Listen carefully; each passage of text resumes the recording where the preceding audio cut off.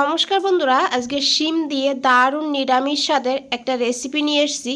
নিরামিষ দিনে এই রেসিপিটা বানালে দুপুরবেলা গরম ভাতে আর কিচ্ছু লাগবে না। এটা দিয়েই যে কেউ এক থালা ভাত খেয়ে নিতে পারবে, আর বাচ্চারাও চেয়ে চেয়ে খাবে। চলুন তাহলে রেসিপিটা দেখে নেওয়া যাক। আশা করি ভীষণ ভালো লাগবে, আর বানানো খুবই সহজ, তবে খেতে দুর্দান্ত। তো প্রথমেই দেখুন, আমি এখানে কিছু শিম নিয়েছি। শিমটাকে প্রথমে দুই সাইড থেকে কেটে নিয়েছি। মাঝখানে বা পাশে যে সুতোর মতন অংশটা আছে সেটা কিন্তু বের করে ফেলতে হবে। তারপরে শিমটাকে ভালো করে ধুয়ে নিয়েছি। আর শিমটাকে এইভাবে একটু আলোর ভিতরে দেখবেন, আলোর দিকে, তাহলে দেখবেন ভেতরে পোকা থাকলে দেখা যাবে, আর পোকা না থাকলে পরিষ্কার দেখতে পাবেন। এইভাবে কেটে নিয়ে খুব ভালো করে ধুয়ে নিয়েছি। এদিকে একটা কড়াইতে দিয়েছি সর্ষের তেল পরিমাণ মতন। রান্নাটা অবশ্যই সর্ষের তেলেই করবেন। দিয়েছি অল্প করে একটু লবণ আর অল্প করে একটু হলুদের গুঁড়ো। আর গ্যাসের ফ্লেমটা লোতে রাখবেন, না হলে হলুদটা পুড়ে গেলে কালারটা ভালো হবে না দেখতে। তারপরে শিমগুলোকে দিয়ে দিয়েছি। এখন শিমগুলোকে ভালো করে ভেজে নিতে হবে। গ্যাসের ফ্লেমটা মিডিয়াম টু লোতে রেখে ভালো করে শিমটাকে ভাজতে হবে। এখন আমি ঢাকা দিয়ে দেবো, তাহলে শিমটা তাড়াতাড়ি রান্নাও হয়ে যাবে। তো 2 মিনিটের জন্য ঢাকা দিয়ে রাখবো। আর এদিকে আমি একটা মশলা বানিয়ে নেব। তার জন্য নিয়েছি হাফ চামচ কালো সর্ষে, আর নিয়েছি হাফ চামচের একটু বেশি সাদা সর্ষে। আপনারা শুধু কালো সর্ষে দিয়েও বানাতে পারেন রেসিপিটা, তবে সাদা সর্ষে দিলে গ্রেভিটা ভালো হবে। দিয়েছি 1 চামচ সাদা তিল। বন্ধুরা, আপনারা অনেকে তো পোস্ত দিয়ে খেয়েছেন, এইভাবে একবার সাদা তিল দিয়ে রান্না করে খেয়ে দেখুন। পোস্ত দিয়ে রান্না করলে যে স্বাদটা হয়, তিল দিয়ে রান্না করলেও একদম দুর্দান্ত হবে খেতে। দিয়েছি এখানে আমি একটা কাঁচা লঙ্কা, একটু লবণ আর একটু জল দিয়ে একদম মিহি করে মশলাটাকে বেটে নিয়েছি। এদিকে দেখুন 2 মিনিট হয়ে গিয়েছে, ঢাকা দিয়ে রেখেছিলাম, ঢাকনাটা খুলে নিয়েছি। এখন খুব ভালো করে একবার মিশিয়ে নেব। আর দেখুন বন্ধুরা, সিমের কালারটাও কিন্তু চেঞ্জ হয়ে গিয়েছে। এইভাবে ভালো করে সিমটাকে ভেজে নিতে হবে।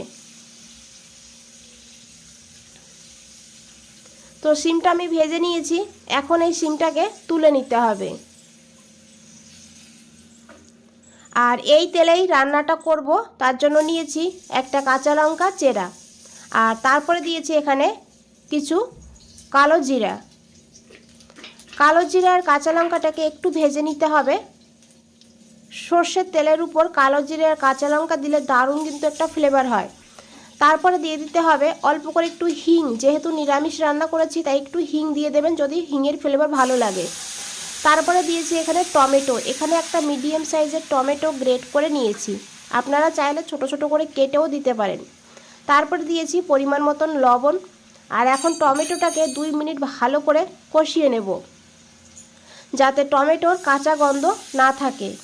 বন্ধুরা, রেসিপিটা ভালো লাগলে অবশ্যই একটা লাইক করে দেবেন, আর নতুন বন্ধুদের বলছি চ্যানেলটা সাবস্ক্রাইব করে পাশে থাকবেন। দেখুন বন্ধুরা, টমেটোটাকে ভেজে নিয়েছি, আর টমেটোর কাঁচা গন্ধ কিন্তু চলে গিয়েছে। তো এইভাবে দেখবেন টমেটোর উপর থেকে হালকা হালকা তেল ভাসতে শুরু করবে, আর তখন এখানে দিয়ে দিতে হবে কিছু গুঁড়ো মশলা। তো প্রথমেই দিয়েছি এখানে হলুদের গুঁড়ো, আর তারপরে দিয়েছি কালারের জন্য একটু কাশ্মীরি লঙ্কার গুঁড়ো। এটা আপনারা না চাইলে নাও দিতে পারেন। আমি যেহেতু কাঁচা লঙ্কা দিয়েছি, তাই এখানে আর ঝাল লঙ্কার গুঁড়োটা ব্যবহার করব না। এখন খুব ভালো করে মিশিয়ে নেব। আরও এইভাবে 1 মিনিট মতন একটু মশলাটাকে ভেজে নিতে হবে। তারপরে এখানে দিয়ে দিতে হবে বেটে রাখা মশলাটা। পোস্ত আর সাদা তিল যেটা বেটে রেখেছিলাম, সেই মশলাটা দিয়ে দিয়েছি। জারটা ধুয়ে অল্প করে একটু জলও অ্যাড করে দিয়েছি, কারণ জারের গায়ে অনেকটা মশলা লেগেছিল। এখন এই মশলাটাকে 2 মিনিট কষিয়ে নেব। খুব বেশি কষাবেন না, সর্ষে খুব বেশি কষালে কিন্তু স্বাদটা নষ্ট হয়ে যায়। তো এইভাবে বন্ধুরা দেখুন হালকা করে কষিয়ে নিয়ে তারপরে এখানে দিয়ে দিতে হবে জল। এখানে আমি গরম জল নিয়েছি 1 কাপ মতন। তবে এই রেসিপিতে কিন্তু একদম ঝোল ঝোল হবে না, আবার একদম যে শুকিয়ে যাবে সেইভাবেও রাখবো না। তো এইভাবে জলটা দিয়েছি, জলটা দিয়ে খুব ভালো করে মিশিয়ে নিয়েছি। তো ভালো করে এইভাবে গ্রেভিটাকে প্রথমে একটু ফুটিয়ে নেব, আর তারপরে দিয়ে দেবো এখানে ভেজে রাখা শিম। শিমটাকে দিয়ে খুব ভালো করে একবার মিশিয়ে নেব। আর তারপরে এখানে দিয়ে দিতে হবে কাঁচা লঙ্কা চেরা। এখানে আমি 2টো কাঁচা লঙ্কা নিয়েছি, আর এই সময় কাঁচা লঙ্কা চেরা দিলে ফ্লেভারটা কিন্তু দারুণ হয়। ঢাকা দিয়ে আমি রেখে দেব 4 মিনিট। 4 মিনিট পর ঢাকনাটা খুলে নিয়েছি, আর গ্যাসের ফ্লেমটা মিডিয়াম টু লোতে রাখতে হবে। তারপরে খুব ভালো করে মিশিয়ে নিতে হবে। আর দেখুন গ্রেভিটা কিন্তু খুব সুন্দর হয়েছে, আর এটা খেতেও দারুণ হয়। এটা ঠান্ডা হওয়ার পরে আর একটু শুকিয়ে যাবে। তো দিয়েছি উপর থেকে একটু ধনেপাতা, আর দিয়েছি 1 চামচ মতন কাঁচা সর্ষের তেল। যদি ফ্লেভার ভালো লাগে কাঁচা সর্ষের তেলের তবে দিয়ে দেবেন, আর ভালো না লাগলে না দিলেও হবে। ঢাকা দিয়ে 2 মিনিট স্ট্যান্ডিং টাইমে রেখে দিয়েছিলাম। 2 মিনিট পর ঢাকনাটা খুলে নিয়েছি। বন্ধুরা, আশা করি দেখে বুঝতে পেরেছেন কতটা লোভনীয় লাগছে। একবার হলেও শিমের এই রেসিপি বানিয়ে দেখুন, তারপরে আমাকে কমেন্টে জানান।